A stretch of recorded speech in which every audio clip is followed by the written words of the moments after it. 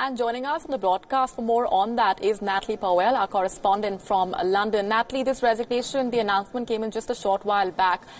Bring our viewers up to speed with the events and the sequence of meetings that would have taken place in the hours preceding that resignation, which is now confirmed.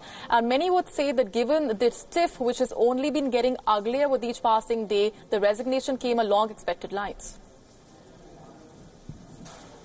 Well, indeed, and I think a lot of politicians here in the UK have actually praised Sir Kim for essentially stepping aside gracefully. He said in his statement that it would be impossible for him to continue as UK ambassador to the US, particularly, we would assume, with what has been said on Twitter by Donald Trump, the US president. And we know that Trump enjoys taking to Twitter to voice his opinions on things, of course, Twitter being almost a direct line to the US president and his thought process. He yesterday called Sir Kim Darroch pompous and a very stupid guy, in Trump's words, and, as you said earlier, said that Sir Kim had been upset with the Trump administration over the fact that they had criticised the UK government's handling of Brexit, with Donald Trump suggesting that he had told Theresa May how to go about it correctly. So, as we see, this diplomatic row has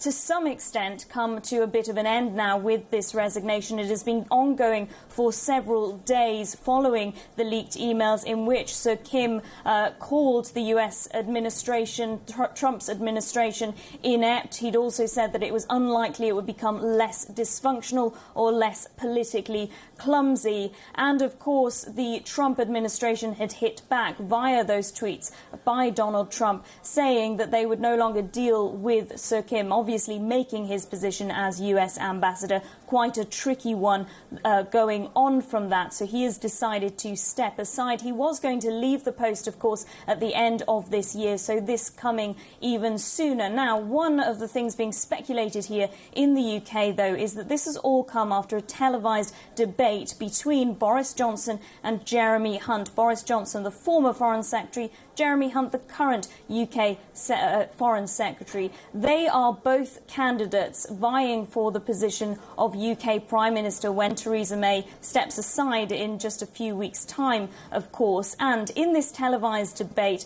Jeremy Hunt backed the UK ambassador to the US. But Boris Johnson, who is the favourite to win at this stage, had not done so. In fact, he refused to really be drawn on this. So a lot of speculation that perhaps that has been one of the reasons behind why Sir Kim has decided to step down. But as we've heard from UK Prime Minister, the incumbent UK Prime Minister Theresa May, it is a matter of great regret for her. Her and her government had given him their backing following these leaks. And of course, in her words, she is concerned for the future because these public figures, these public servants, in her words, should give frank advice and should not essentially be drawn on this. They should always defend, the government should always defend the values and principles of these public servants. So a lot of praise, therefore, for the role that Sir Kim has played up to date. But of course, he deciding that he simply cannot work in this job anymore,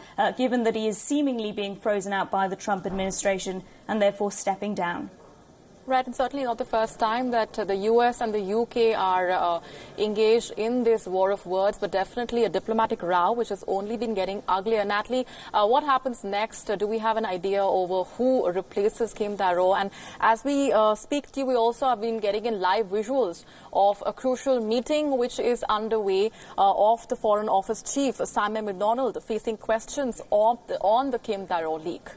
But it's tended to be high commissioners, hasn't it? Latterly, there is underway an investigation taking place into where these leaks came from. Now, some of them date back, some of these emails date back to 2017, but some of them were as recent as 10 days before they were published in the newspaper on Sunday. So there is some speculation that it may be somebody that is currently in office, as it would be. So an ongoing investigation taking place to try to discover the source of these leaks. So far, there has not been a criminal investigation launched on this. In terms of who will replace him, well, it's likely that that decision will be up to the next UK Prime Minister. As I've said, Theresa May only going to be in the job for the next couple of weeks. We are expecting the announcement of who will be the next UK Prime Minister towards the end of July, around about the 22nd of July, we believe.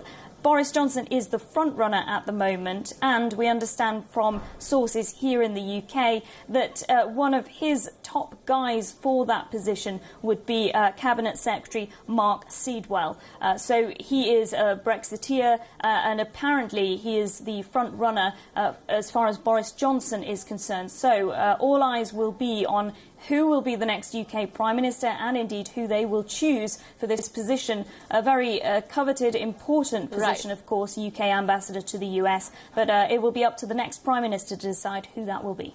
Right, so two replacement battles now, one to replace the UK Prime Minister and now one to replace the position that is now vacant after UK Ambassador to the US, Kim Darroch, has stepped down. Natalie Powell, appreciate very much you joining us with those details and perspectives.